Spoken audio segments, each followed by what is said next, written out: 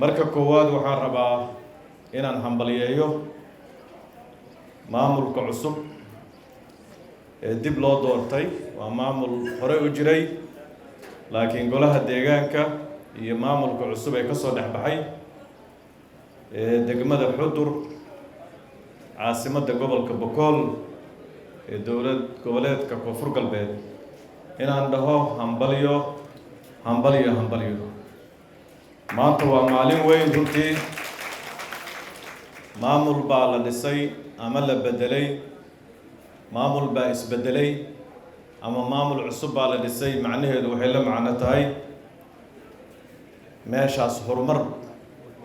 ayay dadkeedu doorteen, dariiqii horumarkay doorteen. waa la soo sheegay Xudur 2006 ka horna maamulay lahaan jirtay.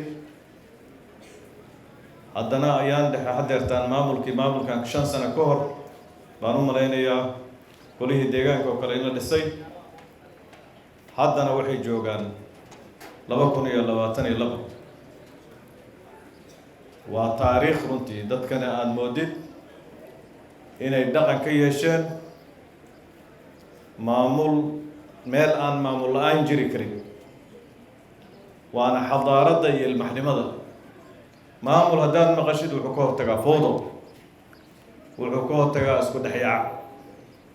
maamul is haysta macnihii maamul xitaa laguma tilmaami karo. maamul waa wax kala hagaajimin, waa wax kala aqoolid, waa wax isku dubaridid, waa dadka baahiyadoodii ka jawaabid. markuu intaas gudan waayo magac kalaa loo raadinaya. waxaan rabnaa marka guddoomiyaha cusub Cumar Cabdullaahi iyo tiimkiisa waxaan leenahay maanta waxaa marqaati aan u nimid oo safarkaan u soo galnay oo shalay safarkii kale u baaqday oo saaka aan ku sigadnay. intaa sheegaysa adigu inaan haddana aan dib u noqonnay, haddana annagii aan maaragtay niri ka degmayna diyaaraddii.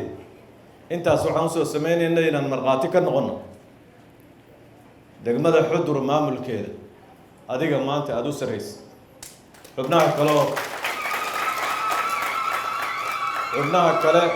xubnaha kale oo deegaankana ay kugula jiraan.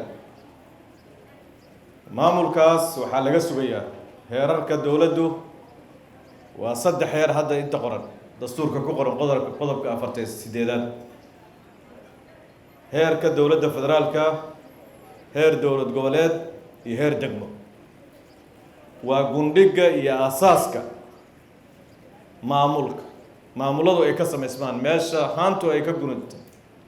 asaaskii saldhiggii ayaad maanta joogtaa. waxaa saldhig u tahay midka federaalka jooga ee xildhibaanka ah ama wasiirka ay ku matalaya degmada. waxaa saldhig u tahay dowlad goboleedka Koonfur Galbeed ninka ku matalaya ama gabadha ku matalaysa ayaa saldhig u tahay. meeshay ku soo dhammaanayeen baa tahay.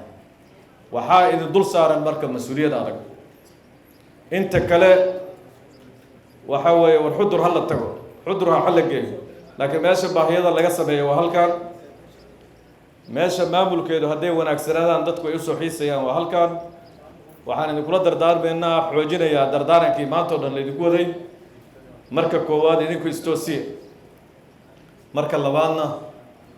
dadkan baahiyada ay qabaan oo igu weyn tahay amnigu iyo 10 sano oo xayiraada ku dhawaad dadka 4 barjaho laga xiray. anigu hadda ka hor dhowr jeer waa ka hadlay, waa in la maqlo waa laga yaabaa. Xudur dhowr jeer baan ka hadlay, mar anoo xildhibaanana waa ka hadlay, ayaan dhexana waa ka hadlay. yacni mar sokorta iyo maciishadu ay qaali noqon jirtay oo la yidhi kiiladii sokorta ahayd waa intaas ama kiiladii bariiska ahayd waa intaas. kiish bariisa oo Boosaaso yaalla ama Gaalkacyo yaalla ama meel kale yaalla intuu la ekaa intii lagu gadan jiray inuu dhow ayaa 5 kiilo oo Xudur taala lagu gadan jiray. waxay u baahan tahay marka dadkaas survival. waajibka koowaadna wuxuu ka saaran yahay maamulka adal-dhis oo gacan ka helaya wasaaraddiisa arrimaha gudaha iyo dowlad goboleedkiisa, oo gacan ka helaya dowladda federaalka oo wasaaradda arrimaha guduhu ay u horeyso. arrinta koowaad oo waxaa weeye serviceski adeegyada oo degmadan si fiican loogu hagaajiyo iyo arrinta amniga iyo dib u xoreynta dalka hadda ka socoto dadkan xaq waxay u leeyihiin inay dhaqdhaqaaqaan freedom of movement dastuurkay ku qoranta inay baydhabo tagaan inay degmooyinka kale beledweyne tagaan inay degmooyinkooda isku socdaan tiyaglow iyo halkaan inay la isku socdo iyo bardaale iyo halkaan xaq ayay u leeyihiin dowladda federaalka bay ugu leeyihiin dowlad goboleedka koonfur galbeed bay ugu leeyihiin ilmihii yaraayo ku dhashay 12 sano hadda waa qof weyn oo dhaqaaqaya oo aan dhinacna lahayn dhinacyadoo dhan baa ka xiran marmarka qaarkood hawada wax loo soo marsiinayo waajibkaas weyn waa idin saaran yahay ilaahayna la garab galo waana sidaan kaaga jeeday nin diyaarsan weeye sababta lagu doortana anigu waa fahma markuu hadlayaan fahmay waa nin hadal aad u hadlay wax soo bartay waa mar gudoomiye cumar waa ku hambalyeynayna adiga iyo tiimkaba maantay waa lagu hanweeyahay maanta intaan oo dhan baa isku timid meelo kala duwan ka timid dulqaad baa lagaa rabaa inaad dadka ku hogaamiso nafhurnimaa lagaa rabaa dadka inaad ku hogaamiso isla weyni iyo anaa madaxa iyo anaa xagga ah waxay imaanaysaa markay xudur xorowdo inta ka horeysa dadkan oo dhan garbaha qabso dhexda u fariiso annaga ka wasaarad ahaan hay-adda maareynta musiibooyinka aan wacnay hadda intaan fadhinay 2 diyaaradood degdega maanta ay berri inay yimaadaan baa suurtagal ilaahay intii koowaad oo contributionkii koowaad oo aan geysanayna waaye maamulkaana lagu tijaabinayaayo transparency asagaa yiri iyo accountability saashay waa ku tijaabinayna intaas waa aaminsannahay inay ka soo baxayaan si cadaalada dadka degan meeshaan loogu qaybin doono loogu adeegi doono arrinta xigta oo maaragtay dowrka dumarkana runtii waa ka mahadcelin inkastoo wasiirka dumarku ay dhalishay oo xoogaa maaragtay hadal yar qabsatay laakiin dumar badanna waa joogaan 5 gabdhoodna golahan deegaanka waaba ku jiraanba runtii waa number fiican weeye reer xudur waa horeeyaa bar waa u hambalyeynayna ayaga dumarka waad aragteen bulshada qayb weyn bay ka yihiin in la tixgeliyo waa loo tixgeliyo gudoomiye ku-xigeen gabarana way jirtaayoo maamullo badan oo annaga hadda galmudug iyo nooga dhisan gudoomiye ku-xigeen gabara ma leh marka taas waa nooga horreysay marka hambalyo weeye runtii waxaan u malaynayaa siday hormuud lagu tilmaamay xudur ayay hormuud ugu yihiin halkaas gabdhuhu waa inay qayb ka noqdaan maamulka weliba adeegyada bulshada ayaga ku fiican arrinta fariintii ay gudoomiyaha haweenku ay soo gudbisay ha u malaynin inaan afmayga fahmayn hal xabayga ma fakan ninkii guuro ahaa waa igu roonaanaya u malaynaya waa igu roonaaya wuu igu roonaanaya laakiin xabadiga ma fakan oo xaafad siigaale la yidhahdo xamran ku soo koro rag deegaankan ka yimid baan wax wada qaybsan jir markaan dhalinyarada ahay marka arrinta dib u xoreynta ay gabadhii sheegtay guddoomiyuhu sheegay dad badan ay sheegeen in laga qaado culayska meeshaan qorshaha dowladda number 1 hadduusan ahayn waa caaradku ku jira qorshaha hadda xuduudda ka socda dowladda federaalka qayb bay ku leedahay madaxda dalkuna waa imaanayaan in marka dhaqdhaqaaqa la bilaabayo inuu gobolkan ka bilowdo oo gobolkan dariska la oo hiiraan dhinacan miyuu ka xigaa dhinace waa hiiraan dhinaca way soo maaha gadaal miyuu ka jiraa gobolkan dariska ay hiiraan marin raashinku u soo maru ahaan jiray soo maaha waagii hore waayo dhexda iyo la galay gobolkan hadda waad aragteen iyo gobolka ku dhegan oo galgaduud waxa weeye waxaa ka socda dagaal qaraar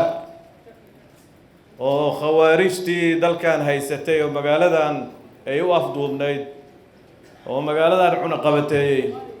10 sano la soo dhaafay sidii ayaxii bay u hoobanayaan sidii balanbaalis meel iftiina ama dab aragtay oo kale ay dabka ugu hoobanayaan wiilasha yaryara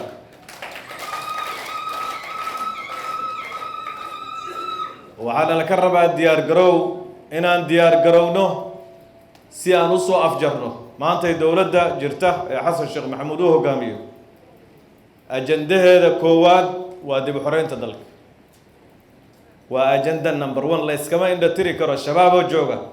horumar baan samaynayaa shabaab oo jooga ayaa waxaan ka hadlayaa tiknoolajiyad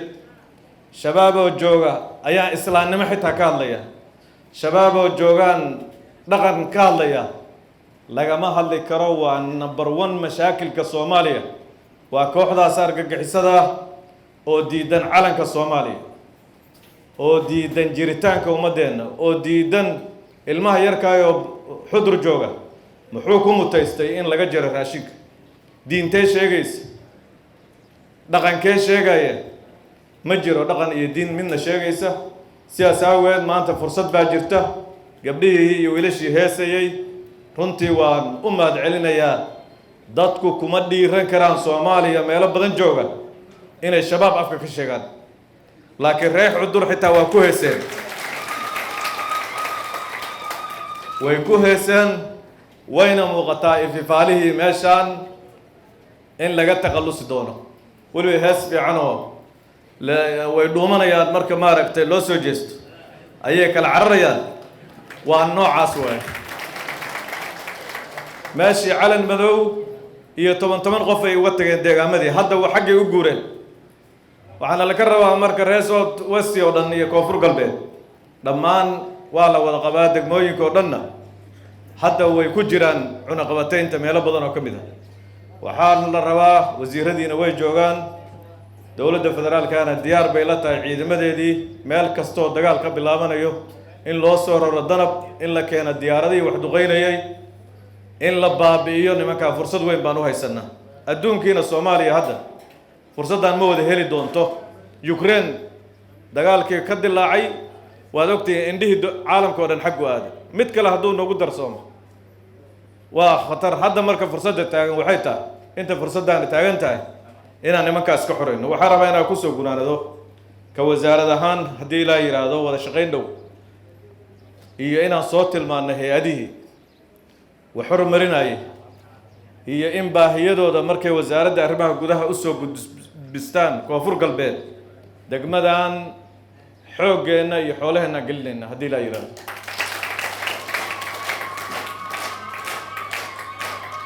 imaanshaheennuna inuu wax soo kordhiyaan rajaynayna oo aysan iska ahayn caleemasaar keliyahe indhaindhaynna way la socota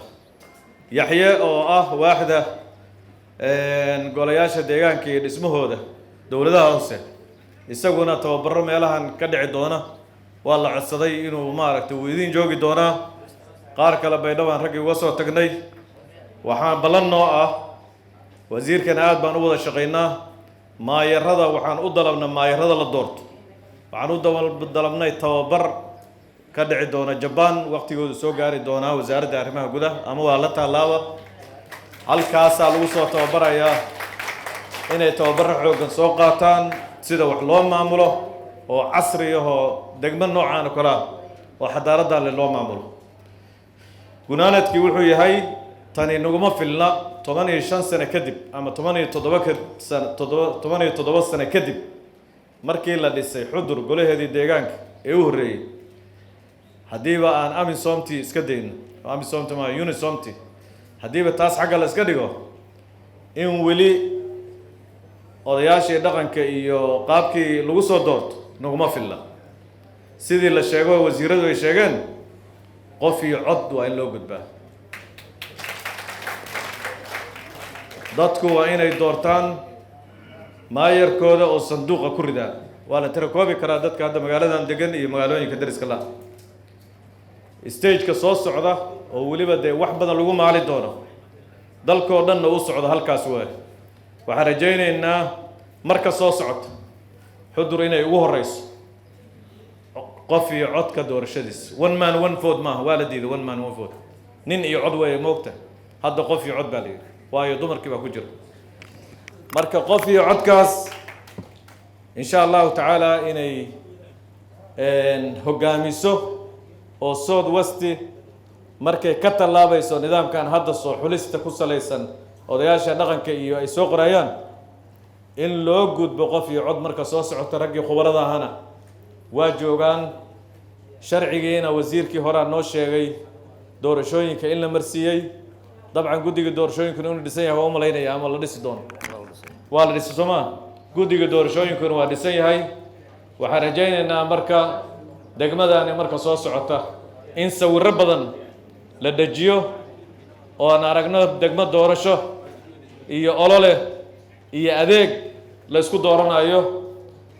aad iyo aad baan u mahadsantihiin waxaan rabnaa inaan ballan qaadno wada shaqayn fuula inaan la yeelano wasaaraddan waa wada leenahay degmada Xudurna in lagu abaalmariyo 12 sano oo ay ku jirtay cunaqabataynta in mashaariic badan halkaan aan u soo leexino aad iyo aad baan u mahadsantihiin madaxweynaha lafta gareenna madaxweyne Cabdicasiisna runtii wuxuu muujiyay hoggaan wanaag sida uu wax ku wado oo koonfur galbeed ka muuqata madaxtooyada hadda halkaan ka dhisan baydhabo quruxdii hadda aan ku soo aragnay degmooyinka kalena waa la mid kolley wuxuu muujiyay leadership hoggaan wanaag buu muujiyay waxaan rabnaa dadka reer koonfur galbeedna dee waxaan u rajaynaynaa guul baan u rajaynaynaa asaguna inuu halkaa ka sii wado waxaa deegaan ballaaran weeye koonfur galbeed badda marka laga soo bilaabay ilaa xuduudda lagu ekeeyo deegaankaas hadda baahidiisuna waxay tahay horumarka xaggiisa wax fiican baa ka muuqdee arrinta dib u xoreyntana in loo soo guntado aad iyo aad baa u mahadsantiin